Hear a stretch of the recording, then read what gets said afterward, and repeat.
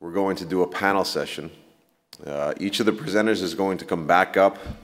It's going to focus on the future of our industry. Everybody's got note cards.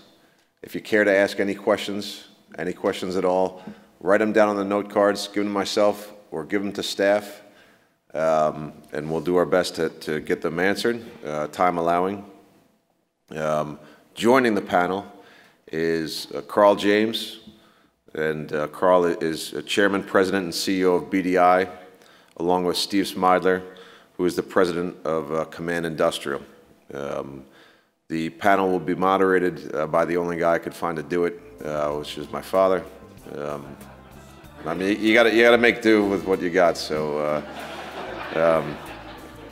thank you very much. Does price play a bigger part of the value proposition today than it did in the past? Easy question. Well, price always matters. The question is, how do you define price? At BDI, we asked the customer the question, what does the $19 part really cost?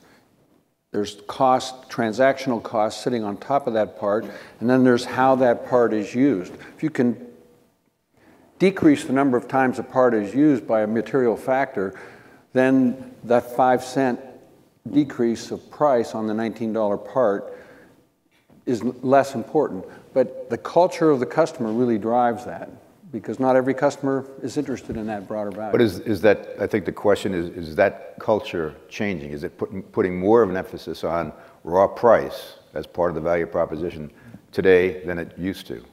And used to can be defined as a year ago, 20 years ago, whatever. Yes.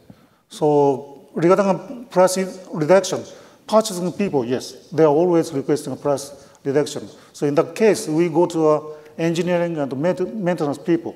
They can think about the total cost maintenance, total maintenance cost. So, so that's a current situation. I think it's increasing as a topic. I mean, price is on there and they're pushing it harder and harder. And I agree with Carl. There are some customers who just focus on price, but there's a lot more who you can discuss the full cost of operation with. But price is, and I think if you're in an environment, and I talk in a global environment, where there's not a lot of growth, then taking cost out, whether it be people and taking cost out of procurement, is something that's been tasked to them. And buyers are tasked to just ignore the cost of operation. That's why it is critical for us to widen the scope within there. But price is becoming a hotter topic. Yeah, I would agree. It's with Carl's first point. It's always been there, but with Tom's point, with the slow growth environment, it's going to be more prevalent. I think Tom's earlier in his presentation, the digitization age is increasing the availability of that information as well. But I think there's also always a place and an angle with the total cost of ownership, and to blend much more in than the actual transactional price. To the earlier comments we were making about adding value in services and maintenance departments and so on. Thank you. The next question really has already been answered, because it was to ask you, have you found better ways to enhance the value proposition? And really you've already addressed that in your answers. Again, for all participants, all panelists, what manufacturer-distributor expectations are the hardest to fulfill, and why? So I'll go first. A distributor can, right? It just comes down to growth, right? And also our shareholders and my boss. So hardest to fulfill is growth. Even coming out of the recession of 2008, 2009, we had a good pop coming out, but it's been relatively flat, lackluster, at least from a North American perspective. So I think all of us are chasing growth to the best of our ability. Well, being the other distributor, and this came from our team, not from me. It's those areas where we're taking on new roles in the supply chain, and we turn to our manufacturing partner to ask for non-traditional support in those new expanded roles in the supply chain. Sometimes the manufacturers are not ready to step into that new role. whether it's a logistics role, whether it's a managing the storerooms role, or whether it's a being paid on the productivity side of the use of the product. Yes, Mr. Bowser. I think the inventory is very difficult because end users, distributors, and the manufacturers, we all want to reduce inventory. So to prepare the appropriate inventory is one of the hardest issues for end users. And I'm sorry, from a manufacturer's perspective, inventory? Yes. And also, micro-marketing is, micro-marketing is, maybe you understand what the micro-marketing means. It's very important to have appropriate inventory or prepared for production plans. So micro-marketing information, it is currently difficult to share with all end users, distributors, manufacturers. So that's also, it's going to be an important issue, but currently difficult. I think I agree with that. I think the other thing, though, is trying to manage this balance from a manufacturer view, manage the balance of the different distributor partners where customers, end users are paying our same distributors off, different distributors off against one another, and how to manage that balance is extremely difficult. Who to support, how to support, etc., and still be neutral in what we're doing. And I think that's where it's important to really have distributors who stand and promote your brand there and the technology you bring there. But that is a challenge there, and it's because equal want it there, and it's quite a hard challenge to fulfill as a manufacturer. Yeah, I'd probably start back where Steve did, and I think we are in a relatively slow growth environment, and that presents challenges for both the manufacturer and distributor, and for the relationship as we have to work together to find those growth opportunities, and it creates a little tension, and I think that tension's good, and we need to forge on and work through that. Okay, thank you. On a bit of a related, or the same topic from a different angle, what might possibly make it necessary to reduce the number of authorized distributors, or will a continued pace of acquisition and consolidation address that issue? So the first part of the question, is there something that might make it necessary? You just all referred to slow growth. Would that circumstance make it necessary to reduce the number of authorized distributors? And this is coming from the manufacturers and the distributors' perspective. So in the case of BSA, especially in developing countries, we are still increasing the number of authorized distributors, and that's still important. We haven't covered all the areas in developing countries. And for advanced countries like Americas or Europe, there are new markets coming out. So in order to attack these target new markets, we may need new distributors, increase the new distributors. So that's what my idea. On the manufacturer side, I'm not sure I'd use the word necessary, that it's necessary for continued consolidation as a result of that, but I certainly think I think there will be, and it's an opportunistic situation where when the market growth isn't there, there's other ways to create value, and industry consolidation amongst the manufacturers is certainly one way to do that. Before I answer, first of all, I should say, I don't represent SKF here. I represent independency, just to be clear there. So if you want SKF's opinion, talk to John Schmidt. This is my opinion within that there. No, but see, if I look at it, do I think manufacturing consolidation will continue? I think so, yes. Do I think distributor consolidation will continue? I think yes. But if you looked at what I think Tim showed yesterday, and you look at here in BSA, there's a huge number of additional branches that's coming into the association there. So it doesn't necessarily mean number of outlets will change dramatically. But I also think there will be a need going forward for more and more specialist type distribution who focus on certain industries or certain products or certain capabilities there. And I think that will come, and that can come either from existing distributors specializing in certain areas or different type of distributors coming in place. Interesting. Yeah. Sure. Distributors have one job. with manufacturer partners. Grow our partners' sales, act strategically, and pay our bills on time. If we don't add that value, they don't need us.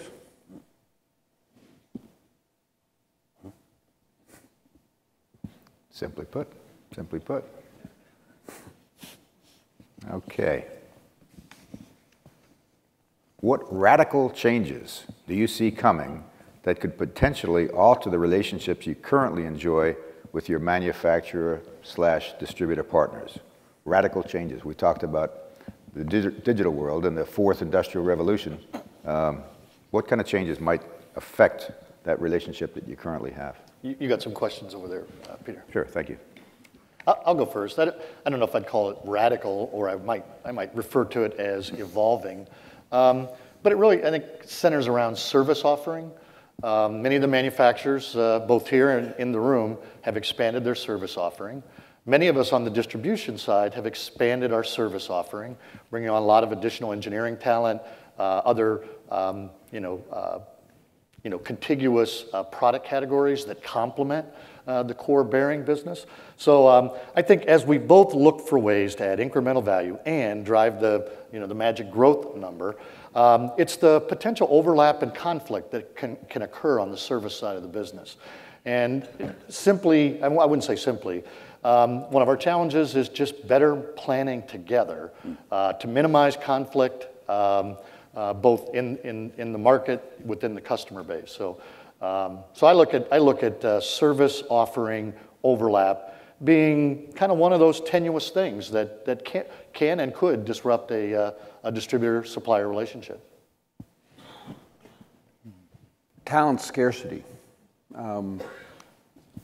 Whether it's distributor, manufacturer, or distributor, we're moving into a period, may only be 10 years, 12 years, of talent scarcity, and we should probably just get used to the fact that the free flow of talent is reality in our business, and rather than fighting each other about it, we should just be like professional sports and accept that while we have good talent, we utilize them to our benefit, and the talent's going to flow whether we like it or not.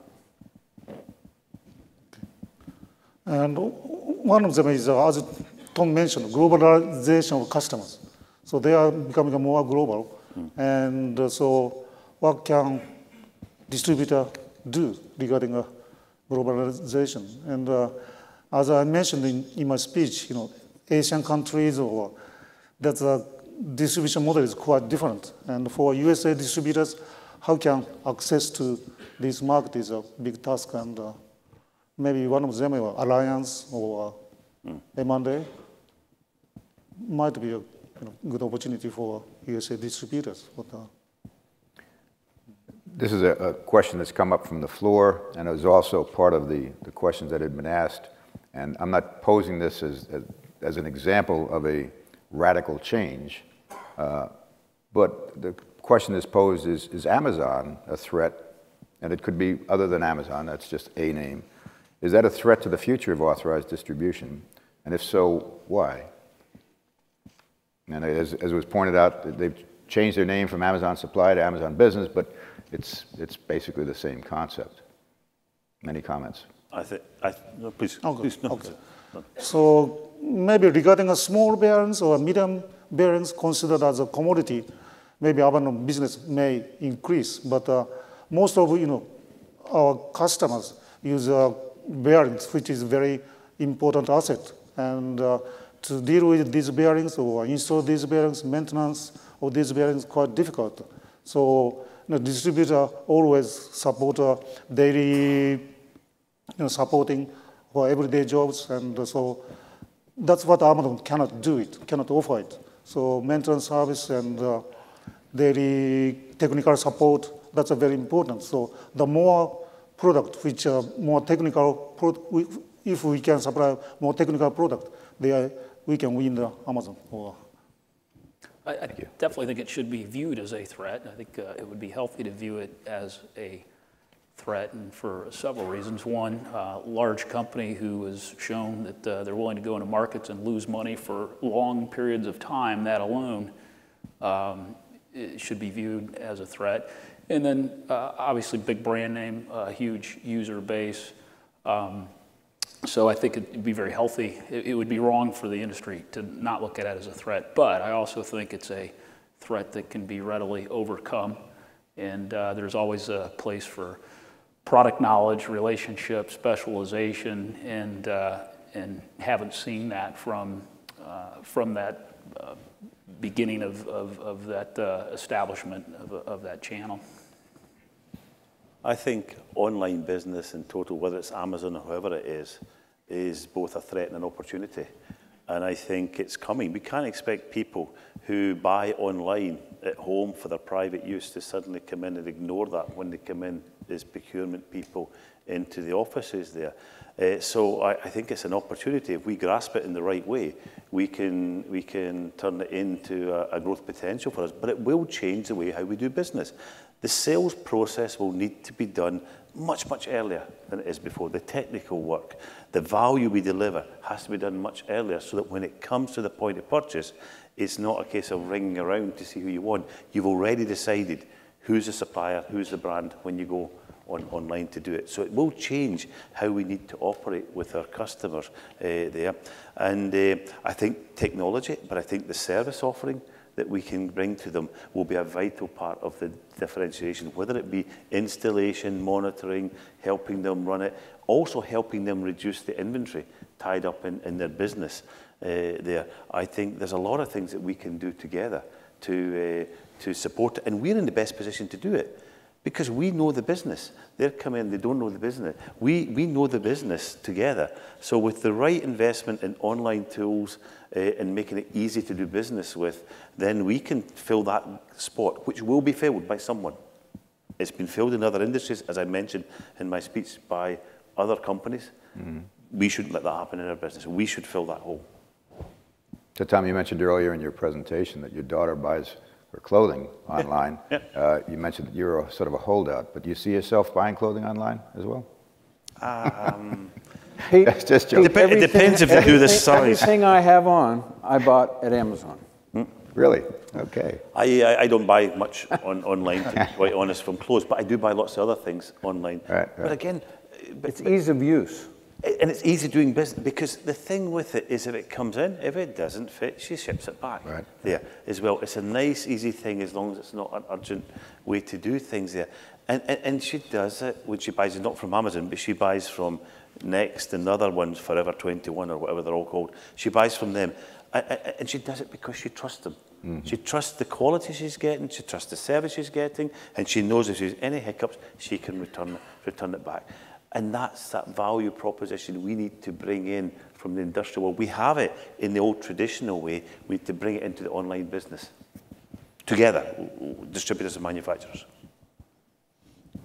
Yes, Matt. And in Japan, we are now trying website systems regarding our linear products, website systems shared with distributors.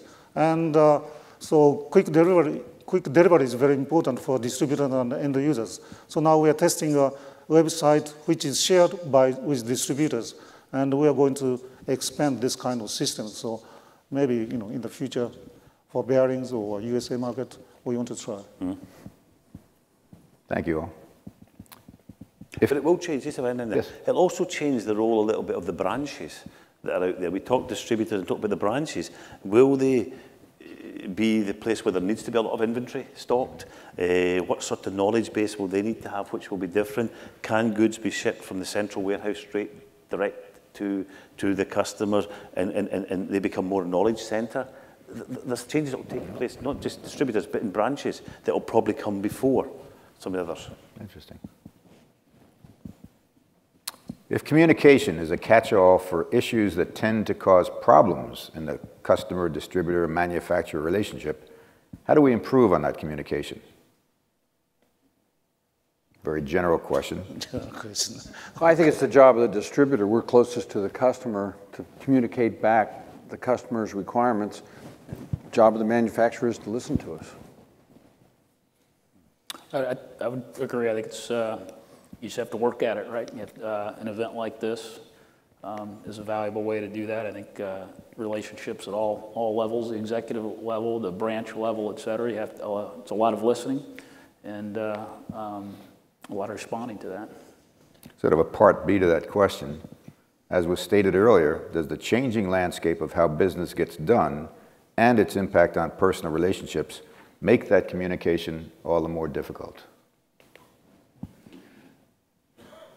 It makes it even more important.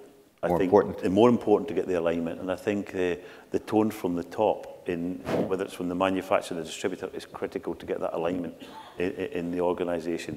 Here's where we are, here's where we're going. And if there is a hiccup, then you get it. You get it on the table, you solve it and move on. And don't let small things become huge problems. So I think communication at the top, as well as at the working level, is so critical there. And the alignment as to what we're going to do and where we're going to do it and how we're going to do it is so important there, because that tone from the top is critical in the organisation. If that tone from the top's not right, it won't work properly further down. So basically, anyway, this is the fundamental stuff. Is face-to-face communication is very important. So BSA is a very important place for PTDA, are very important. And since our, in case of NSK, we have a headquarters in Japan, so we want to invite USA distributors more often to Japan to have a communication, top communications, that kind of stuff will be important. Are certain market segments moving towards a supply model that favors or requires the services of a good distributor? And if so, why?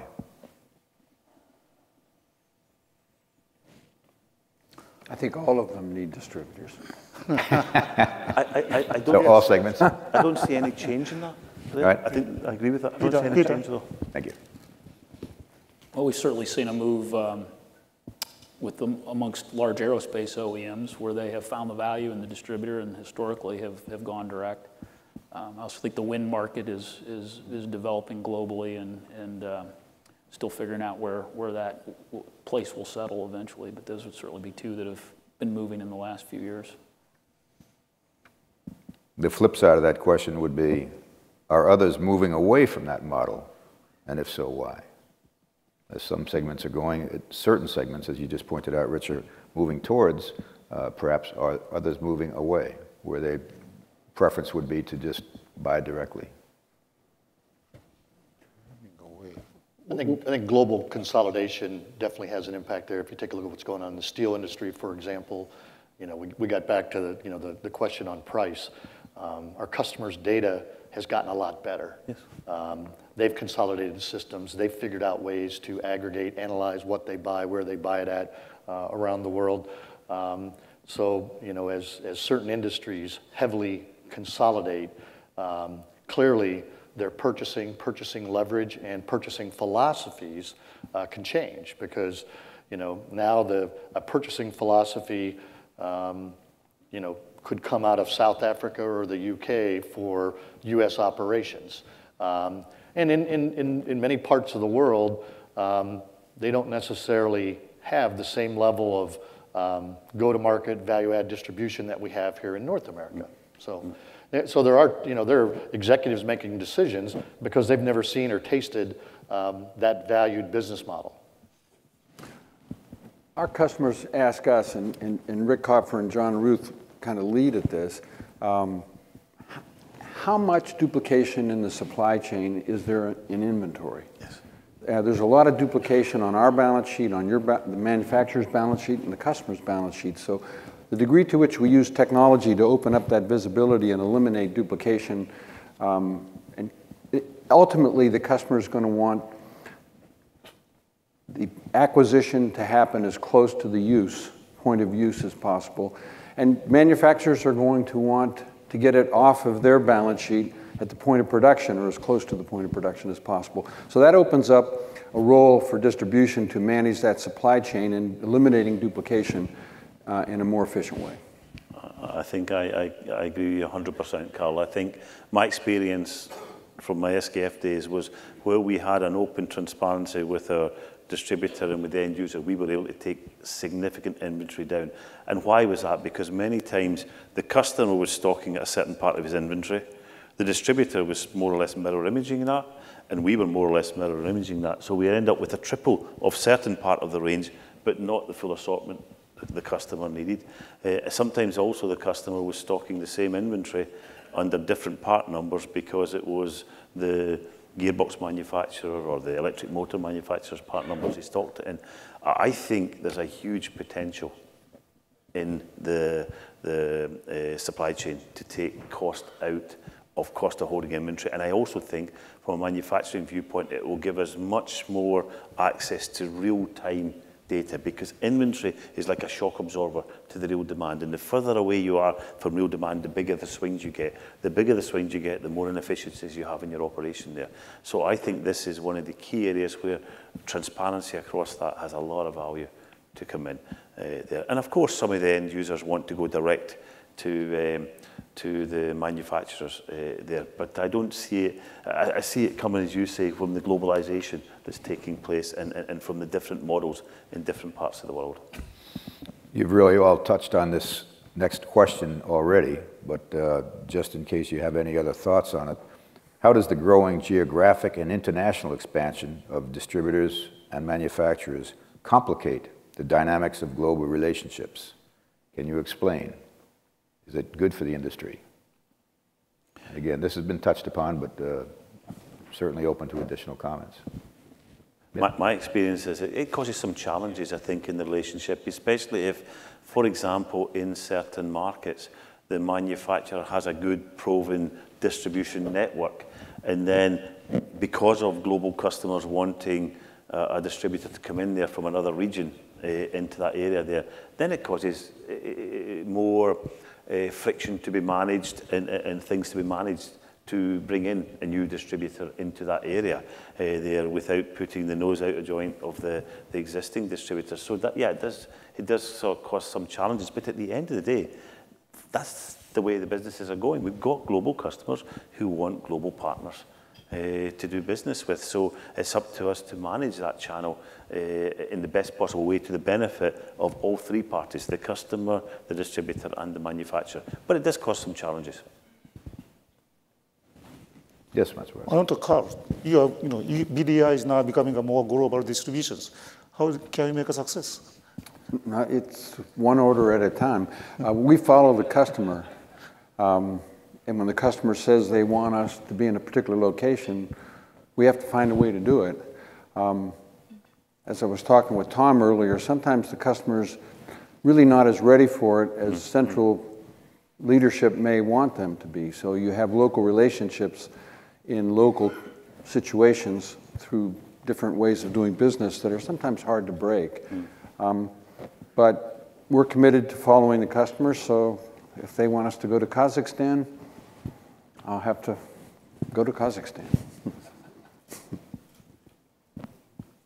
But if you've got the right relationship between the manufacturers and distributors, you'll find ways to make that work there. And we've had discussions and challenges in different areas when things have happened, and I think it's more a case of putting it on the table, discussing it, and finding the right roadmap forward that is that we can manage and take benefit of what we're doing with the customer. Yeah, the dirty little secret is being global grows your North American business. Yes. And don't tell Tim Breen. You just did. Between us. Okay. Again, a related topic, and this is one that also came from the floor. Can you compare and contrast the distribution market in the U.S. versus Asia and Europe? What's changing and where? And when I say the distribution market, I think the question really is the model that's used. And this was commented in an earlier speech. Do you see a trend towards a model that is more prevalent in any particular part of the world?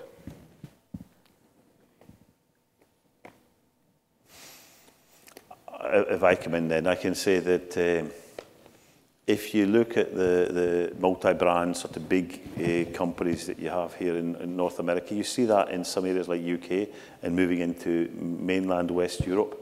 But when you go to other parts, whether it be Asia, Latin America, and East Europe, Africa in general, I don't talk specifics there are differences, but in general, then it is more a more monobrand type distribution network there. It is more, as you mentioned in your speech, family-owned companies. But remember, many of them are very successful. We're on third and fourth generation families running them in a very successful and very good way, and people who are committed to invest in the business there.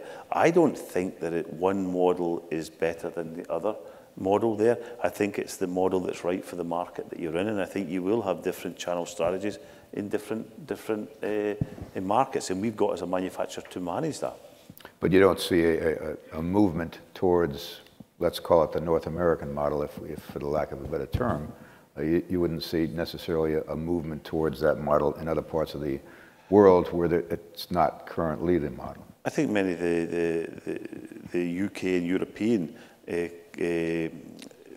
companies and markets are moving towards a more similar model to the USA. Okay. But I don't see that in Latin America generally, or in Asia, except for when Carl goes into them there. I don't see that so much in these areas. Does that mean you'll authorize us in Kazakhstan? John Schmidt, remember what I said? John Schmidt's up there. You have to have a little chat with him. Okay. Are there sufficient efficiencies on the part of the distributors, manufacturers, that will enable them to compete in the global marketplace? How can those efficiencies be enhanced? So I guess the question is twofold. Do we have enough now? And I don't know if you can ever have enough efficiency, but can we compete in the global marketplace given the current state of efficiencies, and how can we improve upon those efficiencies? Well, I think for the manufacturer, we have to be global and to leverage our infrastructure scale, and then also where the most attractive growth opportunities are going forward. I think the efficiency between the manufacturer and distributor can still compete locally with or without that globalization on the part of the distributor. I think that what we've got to do together is define between manufacturers and distributors, how do we add the best value to our customers and get the right returns for both parties in doing that. And therefore, areas there are duplication. I think, Steve, you mentioned it in the service area, there's areas of duplication. I think in inventory management there, I think defining the roles that we play, there are efficiency opportunities, but it's more to avoid duplication and maybe use the money you save or the investment you save in that to invest in other areas that enhances the ability you have to offer more to your customers there. And until you get that more transparency as to who's doing what, where, and how between them, I think you will have certain degrees of inefficiencies. But you know, some of these things are not bad because you keep pushing one another to improve. And some little bit of friction here and there is not so bad. So, my idea is, manufacturer should concentrate on the product development and technical service or other kind of stuff. And the distributor can provide a daily service to the end users. So we have a clear work sharing. So that's even in a globalization, this kind of clear work sharing is very important. So otherwise, it won't be effective. But I think you could add on, you add on to that. There are certain things that even in the product and service area, especially in the service area, that maybe, and I'm not saying should be, but maybe better placed out at the distributor to do that work. Not just logistics, but certain level of service activities that might be better to be done there. And as we widen the offer, and as we move it forward into being a better partner to our end customers with doing more work on service, on monitoring, on analysis, etc., then there may be certain things that is better done there. And I think that's where the communication becomes important, that between us we try to manage this changing landscape that we're working in. Yeah, I do understand. But still, we want distributor to be in the middle. Of course, we have Absolutely. direct communication with end users, but we can't cover all the services. So, cooperation with distributors is very important. Crystal clear. One area we need to improve on is our data alignment and content. Even here within the Americas, just managing price file updates, although improved with the help of the BSA and others, it's still pretty choppy. And if we can improve the efficiency of how we align our price and data files, I think we'll be more efficient in our relationship. Two questions, one from the floor, one from the list, so to speak. I'll read them both because they're both almost identical.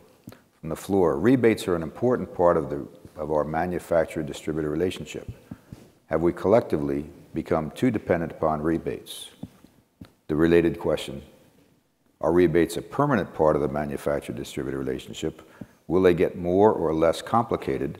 Are there other ways to address that role, the role that rebates play? Throw that open to the entire group. There's always a softball or two in the list of topics. This is obviously one of them.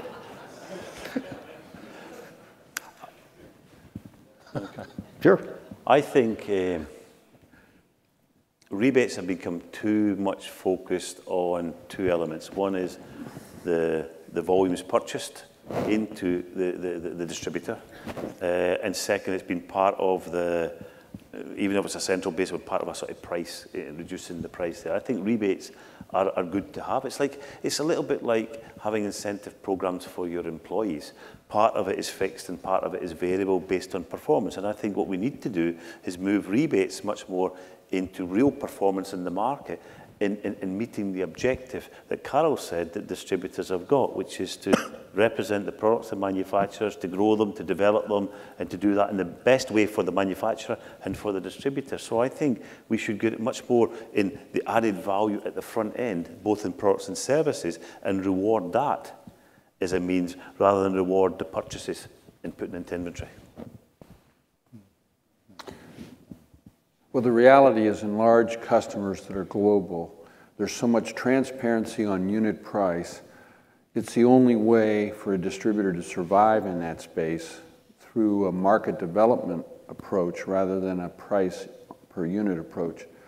There's just not enough price left on a unit price base for a distributor to support their business in big customers. But do you agree that you could have we have a dialogue. Please. Do you agree we could look, I agree with that, I have no problem with that. But that we should try to work more in saying, on the front end, the value we can actually put into it rather than just in moving into inventory there. If we can find a way to get a model that would help us reward, recognize as a manufacturer, a good job being done at the front end, getting our products in the market, getting our services in the market there, into more customers. If we could find it more that way than getting into the warehouse. In some customers, yes. In some customers, no. Some customers will just eat you up. Yeah, but the customer shouldn't see that. That should be for the distributor, that rebate. Some cases. Some cases, yes. Yeah, good.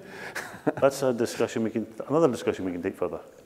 But Tom, back to your comment, absolutely, if we could figure out a way to capture the information of the value being delivered to the supplier that's not always a purchase transaction, that'll be the hard part, is how do you measure it? Sure. And how do you take subjectivity out of it? Sure. We talked about Amazon, so imagine from a distributor perspective, if you're out there representing brand, if you're doing documented savings, if you're helping get a manufacturer designed in, and all of a sudden 25% of the easy stuff gets ordered online. Yeah. And all we're left with is the hard stuff. Yeah. Our current business models are not optimized for that. So we would have to change, with Amazon expansion if they're gonna peel back and take the easy stuff. So I think that's really the caution for manufacturers as you look at that. But it's both a threat and an opportunity for sure.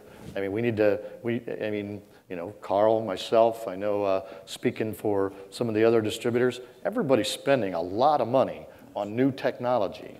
And we're doing it because, number one, we want to add value, more value to the customer. We want to drive internal productivity.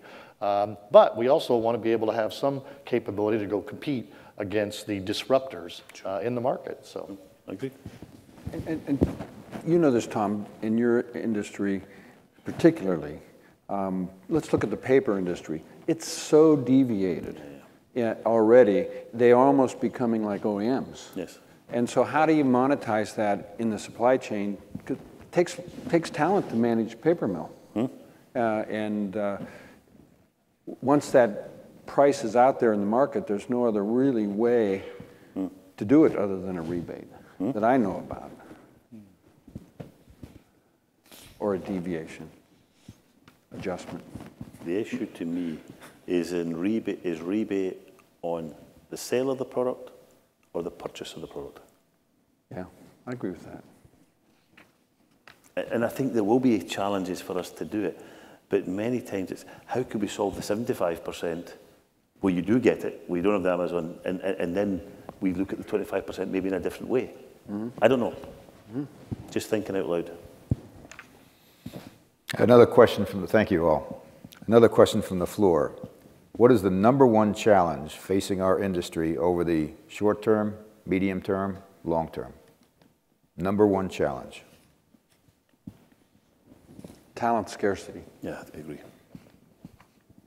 That's a short, medium, long? All the above. all the above. All of Yeah. that. Well, talent scarcity and knowledge transfer. You know, we talk about digitization and you know, so how are we going to, you know, whatever they are, Generation X, millennials, put them out there in front of the customer? And I believe we'll continue to see better uses for advanced technology.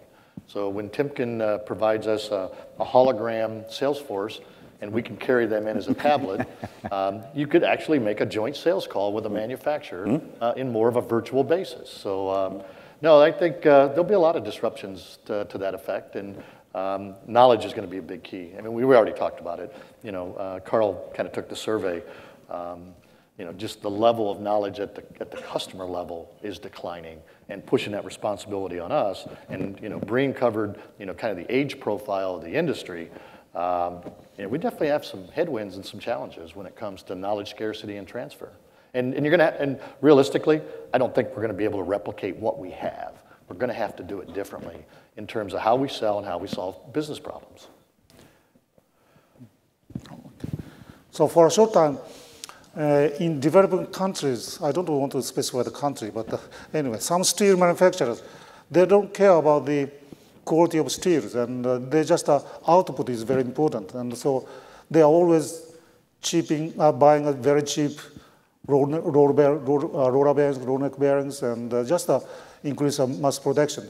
So that will affect steel manufacturers in advanced countries. So that's my concern. So I want to talk with the distributors and steel manufacturers in advanced countries how to be competitive with those cheap steel manufacturers. That's for a short time period. For a long time, as Tom mentioned, Industrial 4, maybe Industrial Internet or IoT will become very active.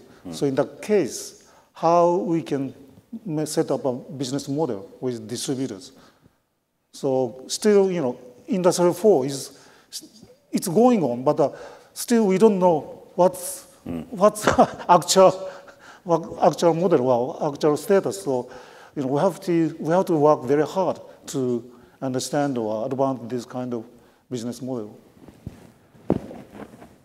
Sure. I think in addition to the scarcity of talent in the fourth industrial revolution, I think our models of recruitment and remuneration of people are going to be challenged, because if we want to get the Generation Y people in here to use the latest technologies, etc., these guys live in a different world when it comes to remuneration and what's expected, etc., from them there. And I think that'll be quite a challenge for us, that we need to move into this new towards this new world.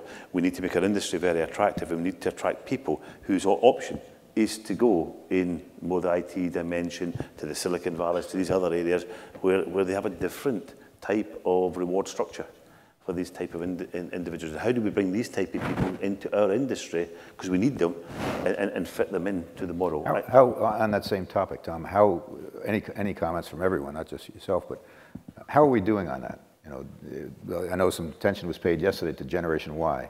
How is our industry, whether it be manufacturing or distribution, how is our industry doing on attracting talented Generation Y members? I would say, so from what I could see so far, we're still at the low end of attracting them there. That many of the surveys you do of universities, they don't see manufacturing industry as the sort of area they want to go into. In fact, I saw one survey some years ago that said manufacturing industry, when they asked the students which type of industries they wanted to go for, I think manufacturing industry came just behind being a barman. There, which shows that we've a task to go to show the attractiveness of our industry there for it. And then on top of that, as I say, if you then need to break the mold a little bit in how you attract and that, I think it's and how you remunerate, reward, incentivize these type of individuals is quite a challenge. But we've got to do it. The option is, if we don't do it, it'll be done from the side. I would agree that's a challenge for us in the developed nations, the U.S., Western Europe, but it is interesting that manufacturing has much more appeal still in places like China and India. Yep, right. And we do quite well there in attracting the best of the talent from the technology options and other options that they would have. In our experience, the challenges that we have on price that we talked about are also the opportunity to develop talent.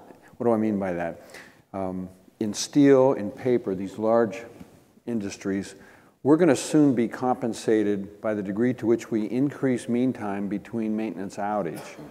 And that is kind of what you talk about, Tom, of the 4.0 of manufacturing. And that's a pretty good recruiting tool for young talent to say, we're not in the maintenance business, we're in the supply chain business, and project management comes as much a part of our job as distributors as selling the part. And that's pretty attractive for smart young people that want to be part of some innovation activity. Agreed. I agree fully. Peter, going back to the original question of short, medium, and long term, and certainly agree that talent is a pressing issue. Long term, I would flip that though to innovation and differentiation, that we have to, as manufacturers, we have to continue to bring value and differentiate with our product and our technology. And as we talk about all these threats that our industry faces, like Amazon and globalization and the digital revolution, I just have to continue to innovate, because it is it's a product line that in an industry that there is a clear delineation between the commodity part of it and the non-commodity part, and we have to keep pushing that. And I think then the same thing on the distributor side is to differentiate the business models to defend against all these other threats. And I think the industry's done that for decades, and I'm personally pretty optimistic that we're going to work together and continue to do it for quite a while as well. Well, Rich, touching on that word innovation, another comment from the floor, a question from the floor. Given the manufacturer's focus on product and service innovation, how does the channel work better to accelerate implementation with customers? Anyone care to comment? Does everyone get the question? Yeah, give that to me one more time. Sure. Excuse me. Given the manufacturer's focus on product and service innovation, how does the channel work better to accelerate implementation with customers? I'll take a crack at that.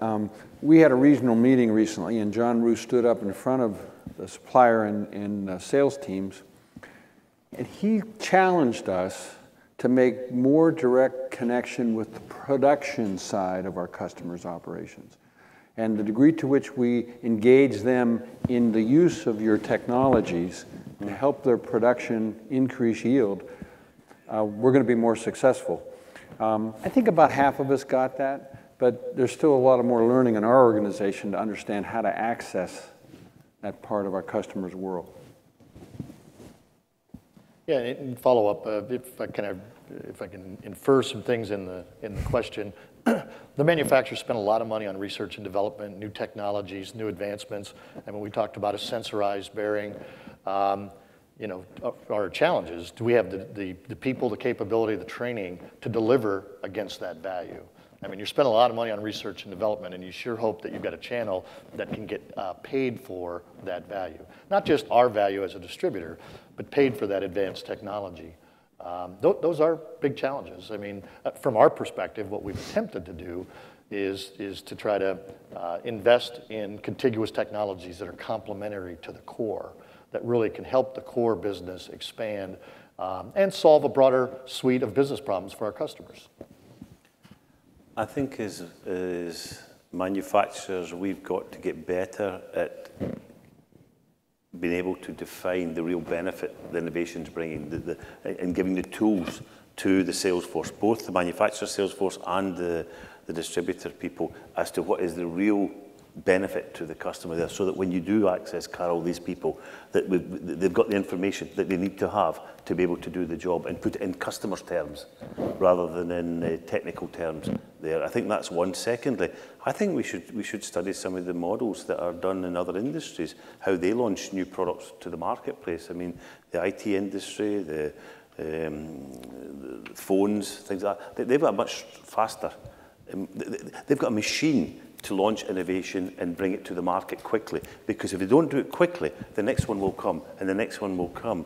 When we've got a life cycle that's much longer, we take it step by step. And I think we need to look and see, are there certain models in other areas that we could work better on together to get much faster to the marketplace? Because that's the way we will also keep the differentiation against many of the companies you mentioned who are looking at cheap steel and etc.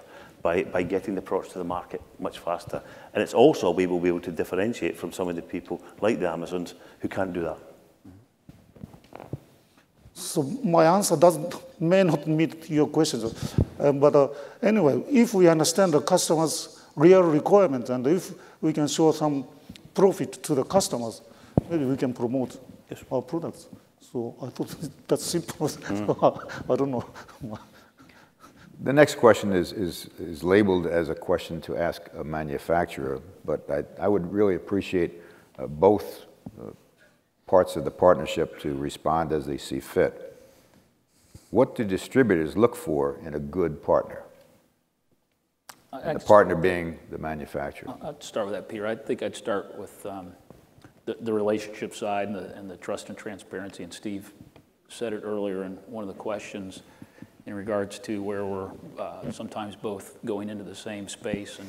And if you have that relationship and a strategic alignment and trust and transparency around that, you can navigate those as well as other success.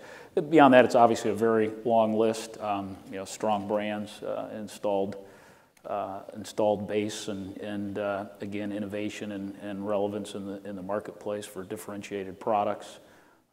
Quality of people that we put in the field, and a long list from there.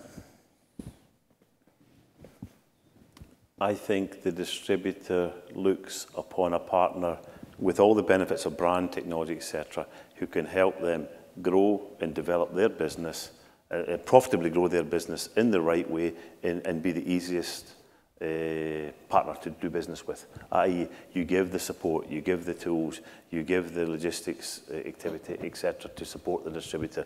If you as a partner are bringing the right technology with the right technical information and support and the right sales support to the market that helps a distributor grow their business profitably, I think you are a good partner.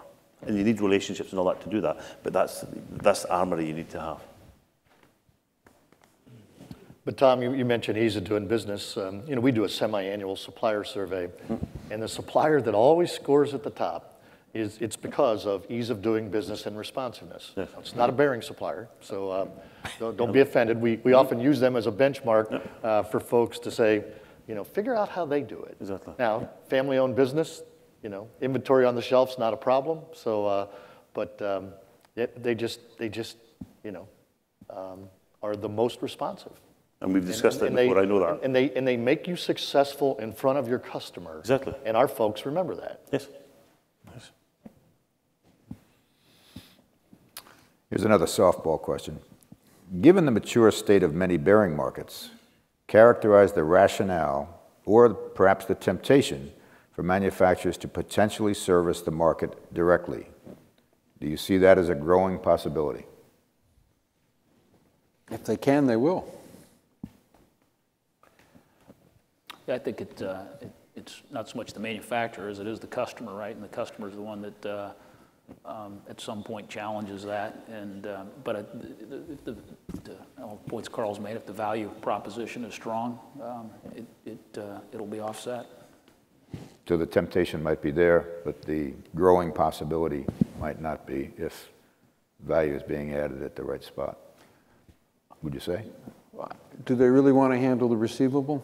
Do they really want to carry all the inventory? That distance is widening, not shortening. And I think our manufacturing partners that are sophisticated, I think most everyone in this room is, they want the sale closer to the point of production as possible, and our customers want it as close to point of use. In some cases, that's a 120, 140-day window or more. It's widening, it's not shortening, and I'm not seeing a long line building for manufacturers wanting to take on that part of the business. I believe the work share with distributors is very important. So I don't think, you know, if manufacturers go to directly to end users, it's not productive and not effective. So that's my current stand. Yeah. If I look over the last 10, 12 years in SKF, our business increased by 70%, our share through distribution increased also by some 20% as a percent of the total sales of SKF. I think our business with distributors will continue to grow, or SKF's business with distributors will continue to grow. Distributors are an important part of the way to serve the myriad of customers and the different requirements they have out there. But again, at the end of the day, we need to make sure that we add value, not just cost, and that we understand who does what in that relationship. This would be another question directed towards the manufacturers, if you don't mind. As your distributor customers diversify their product offerings, do you feel it important to broaden your own product offering to better match their capabilities and interests? My view, only if it makes sense and it adds value in what we can do. We can provide a value by doing it, and it looks, and we did that a lot in SKF over many years. It looks logical to have as part of the portfolio because of where it's used, how it's used, proximity to products, etc. But it adds a good value, and it makes business sense for both the distributor and the manufacturer, maybe, but there isn't many examples of that in my opinion. Yeah, I wouldn't necessarily link the two. As the distributors broaden that we have to broaden, but I think there's definite economic value creation still in broadening our bearing product offering. There's trade-offs between leverage of scale and focus, but the optimal economic benefit is when you're able to have some benefit of both. And certainly we're able, as we've gone from tapered roller bearings to a full line of industrial bearings, and then beyond the bearing, we've been able to leverage a lot of technology, cost structure, and become much more efficient as a result of it. And I think there's definitely further opportunities from a manufacturer to do so, and not just Timken. But I don't know that it's necessarily linked to where some of the distributors are going with adding to their product offerings. I think it's going to be a little closer to the bearing and the power transmission system. So one-stop shopping is very important for the maybe end users, and distributor have a role of one-stop shopping. And in case of NSK, as manufacturers, we don't broaden our product offerings. Bearings are linear product, and we just concentrate on. Of course, service is very important, but regarding product hardwares, we are concentrated on these products. So we want to continue, or we don't want to be competitive with distributors regarding fringe product or surrounding products. Interesting. Tom, you just referred to this before, but I'd throw it open again, and if anyone cares to comment, do you see a percentage increase, and this would be as a percentage of your total business, an increase in your distribution business over the next 5, 10, 20 years? And if so, why? You've already answered. Anyone else care to comment? Well, certainly globally, I think there's a lot of the answer is yes, but I think globally, as these other markets mature more in distribution, we'll see that increase as a higher percentage. As we focus on a broader product offering, also industry consolidation, and then growth of the market. And then I still also would come back to, I think, as opposed to the question earlier about share going more direct to the manufacturer, I think there's still more opportunity for us to create value collectively and flip that the other way. So I think there's a multitude of factors that will continue to push those numbers up, as Tom said, they have been for SKF for the last couple of decades. Yes. So in emerging countries, yes, we distributor business will increase drastically for next 10 years. And in advanced countries, maybe we can find a new market. There's a new market is coming up. So we can increase distributor sales with regarding new market sales. And Tony Martin is under my pressure to increase his sales. Here's another question from the floor. ABMA data presented yesterday showed the largest future growth is in China. I don't know if that meant consumption or production or perhaps both. What changes do manufacturers and distributors anticipate to help achieve growth targets or to handle the increased competition? So I guess from looking at China as a customer as well as a supplier, what changes do manufacturers and distributors anticipate to help achieve that growth? To help to achieve the growth in Chinese market? Well, again, this would be as a looking at China as a source of product or looking at China as a customer base. So what changes might companies have to make to achieve that growth? If that's the intent of the question, I'm not going to ask the writer of the question, but I believe it's recognizing China's importance in the world, growing importance in the world economy. What changes do both partners, manufacturers and distributors, anticipate making to achieve growth, whether it be selling product or producing product? So again, sorry, sales growth, sales in Chinese market, or if influence to USA market? Both. Both, also both.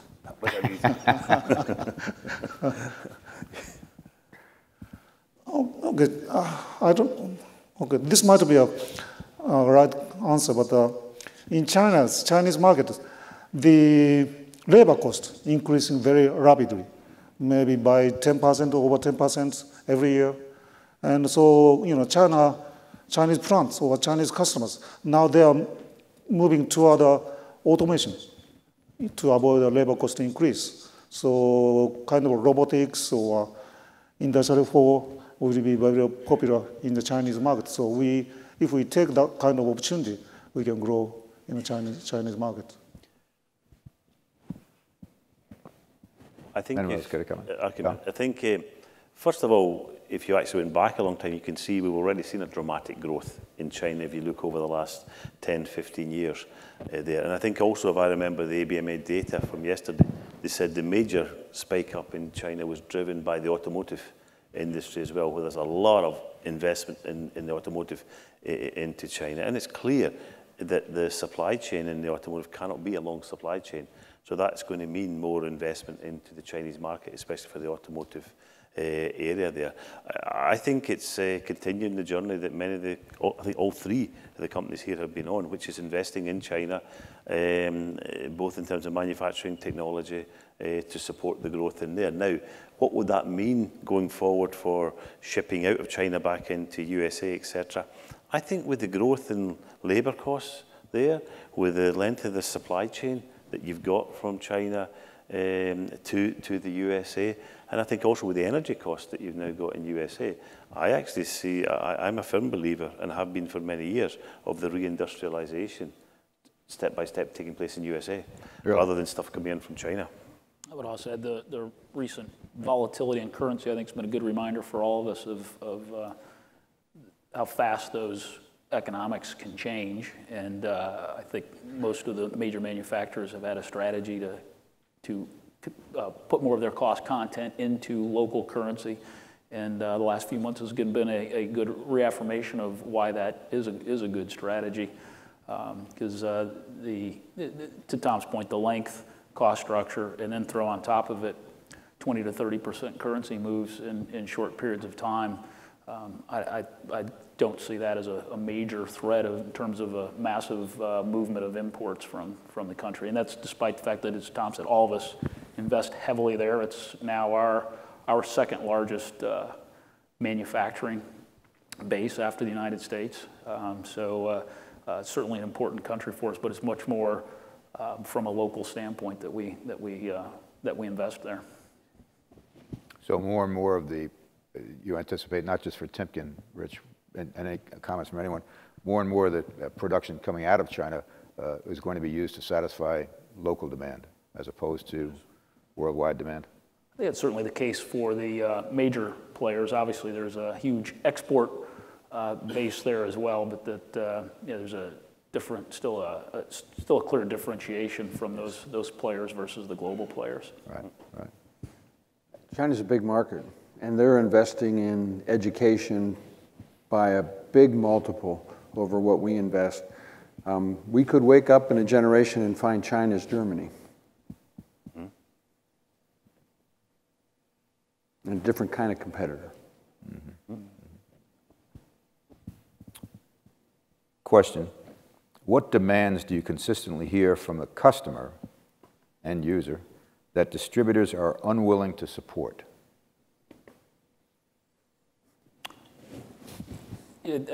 One, I think distributors are very customer focused, and we see that here in the comments from Carl and Steve. So I wouldn't say that's an overwhelming issue that we hear that. I think it's always just a continual challenging of the value proposition, the inventory, and the service, and what can be done better. But I would give distributors high marks for recognizing that's a significant part of the value creation, that they have to listen to that and respond to those needs. Going from the negative, what are the advantages and disadvantages of doing business through a distributor? Now, this pertains to manufacturers primarily. As a manufacturer? The manufacturers doing business through a distributor. Pluses and minuses. Local presence, inventory close to the customer, local knowledge and application knowledge with the customer, relationships that they've got there as well. Handling the accounts receivables, Carl. No, but seriously, I think they have a real added value role to play there, but it will be different in the future. Again, I think, yes, there will be inventory there, but I don't think there will be as much inventory out in branches in the future as we have today. Well, I'll ask the question, what's a branch? A branch can be brick and mortar, has value in certain cases. A branch can be a person. Sure. Or a team of people servicing in plant. Sure. So I agree with you. What is a branch will change. I agree. Question: how do manufacturers see the roles of large distributors, and I'm not so sure how we define large, versus smaller or regional distributors today and in the future? Not whether they're going to be good, bad, or indifferent, but how do you see the roles that those size differences might play as business is done in the future? So for large distributors, they have multiple functions and multiple capabilities, and also they have a big volume for big customers, volume requirement customers, and also national contracts. That's very important for large distributors. But for medium and small size distributors, they are kind of, they are strongly connected to local end users or medium and small end users. That is very important. Also, some small, medium distributors are specialists and for a special market. So that's also important. That's kind of work share between large and the medium. You need both. I think you need both. Sort of as a follow-up to the question about demands that distributors are unwilling to support, which got a comment. What demands, posed to distributors, what demands do you consistently hear from the customer that manufacturers are unwilling to support? I don't know if it's unwilling, it's always a challenge. Reluctant, perhaps. I'm sorry? Reluctant or? Yeah, I mean, you know, we get into a lot of contract language, and you know, customers say, you need to indemnify me from any intellectual property issues that come up with the product. Well, you know, if we don't make the product, we don't design the product, we don't know if you stole that technology from somebody else, so we're looking for a backstop, right? And that is, you know, you as a manufacturer need to come and say, hey, you know, if challenged in and around some level of intellectual property, we're not gonna leave you hanging as a distributor.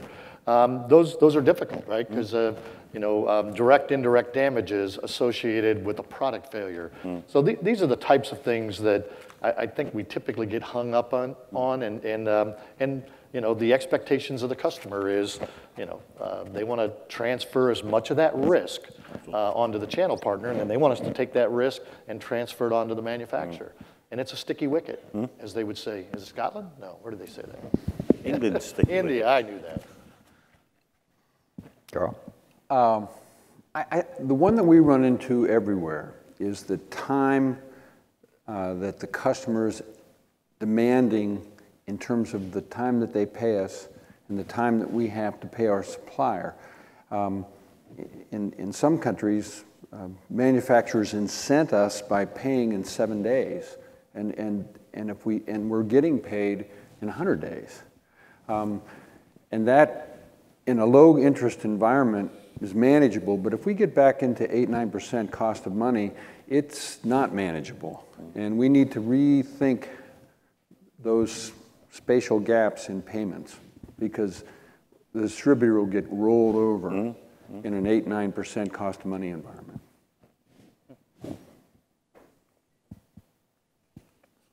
Okay. Another question from the floor.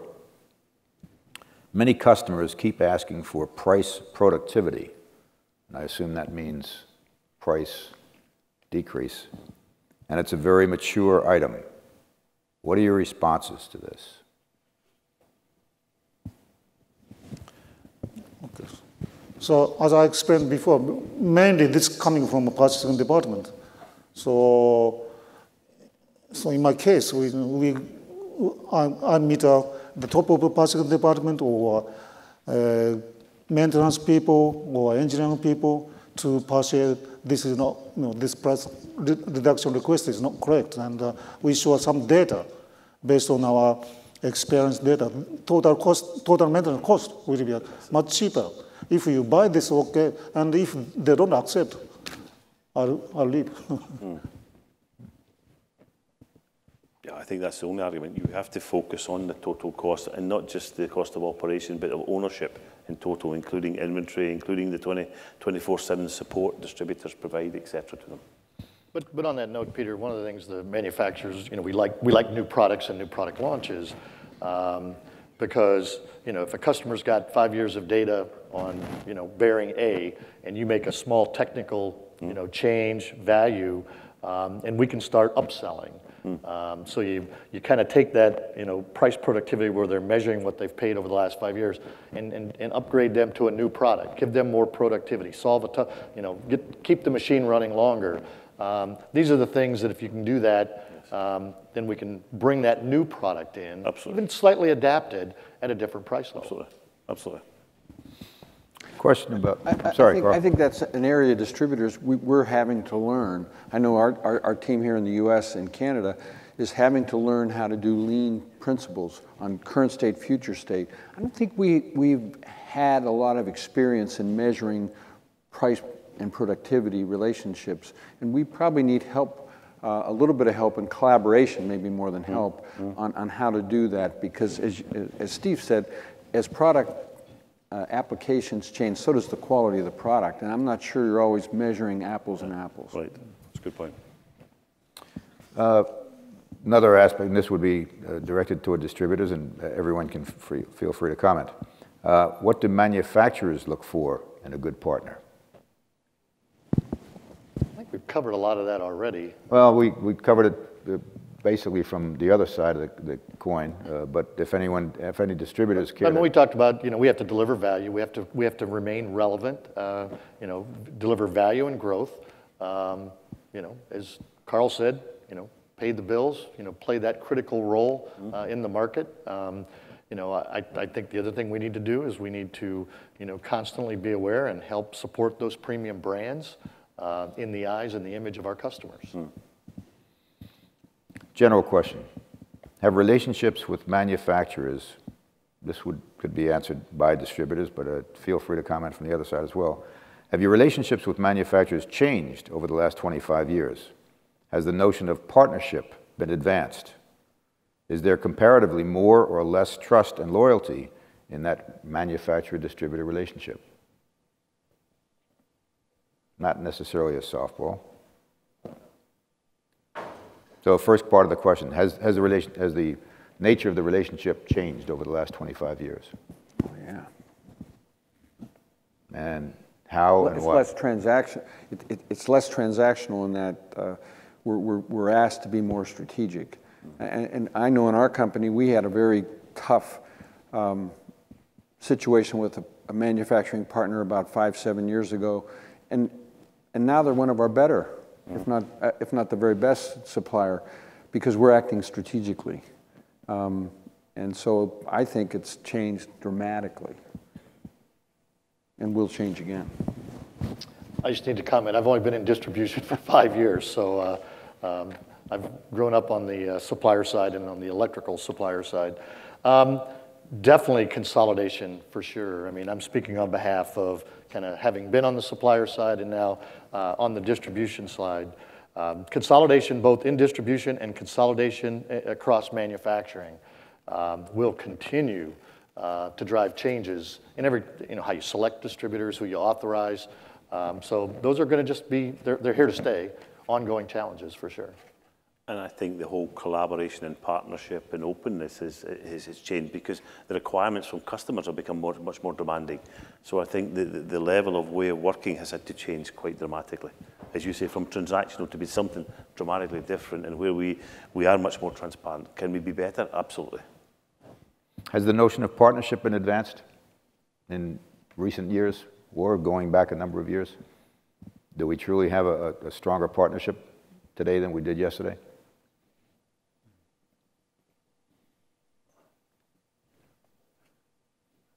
Yes, I think from some cases yes, some cases no. Yeah. I think by virtue of the fact that, look at the BSA. The things that we've done in the last couple of years in terms of like the HR activity, the industry-specific information and materials, that's huge change. It's not just a clubby group of golfing. It's become a real proactive organization, and that reflects a deeper collaboration between manufacturers and distributors. I don't think it really existed to that same extent 10 years ago or more. I'll add my own. I'll ask myself a question because I've been involved in this for quite some time, and I would say there's a stronger sense of partnership today than there was yesterday. And I'll also give a commercial to the BSA and other trade associations, but I'm most familiar with the BSA, and I think they've played a role, a strong role, in furthering the notion of partnership. You see participation on committees and all the various activities that we get involved with. I would definitely say that there's a stronger partnership today than there was yesterday. Given an opportunity to address decision makers for all your manufacturers, this is directed towards distributors, what single message would you hope to deliver about the future of distribution? You've got an opportunity to address all these decision makers. What single message would you like to deliver about the future of distribution? Collaborate in quadrant 4, where business that you don't have and we don't have, rather than trying to rearrange the deck chairs with an existing customer that maybe you already have or we already have. Let's go after a business that we don't have together and act strategically. If we act strategically, we'll always be successful. Ditto on Carl. I also would say the other thing Carl mentioned before, which do not underestimate, is PPIF, where it's at today, is good, but we need more rich content and data to populate our own systems and our own websites. So, you know, continuing to take it up a notch and improve productivity between both of us in terms of that data exchange is very important, because it's really what's going to allow us to articulate your value to the customer and hopefully drive some productivity inside of our own shops for more accurately being able to sell and promote the right product for the right application. With a slightly different twist, asking the same question to the manufacturing partners we have represented here, what single message would you like to deliver about the future of distribution? So it's, you know, there were many changes in the maybe in the next 5 years. Next 10 years. Next 10-year change will be quite different from last 10 years. So, you know, very close relationship and very quick change or flexibility in setting up a new business model is very important, I think. It's going to have a big change in industry. I think so. What I did cover in my presentation, I think the collaboration, the transparency of what the fourth industrial revolution will bring requires us to work in a much more open and close way together, and that both of us have a role to play to shape our future. And if we play together, we can shape our future. If not, we will be shaped by the future. Yeah, I would echo that, and I think the innovation of continuing to innovate our business models together, and I think as the three of you said, we've been doing that. BSA has been a part of that, and we've got a lot of momentum going. I think just keeping that momentum going. Well, I think we've covered an awful lot of ground, and I hope you got as much out of this personally as much as I did. And I can't thank our panelists, our industry leaders enough for taking the time, answering some sometimes tricky questions, delicate questions and so forth, but being candid, and sharing the knowledge and experience that they've had over the years to really provide benefit to the whole association. Can't thank you all enough, and hope you all enjoyed it and got something out of it as well. Thanks, Peter. Good Thank job. you. Thank you very much. Thank you. Brilliant. Thank you.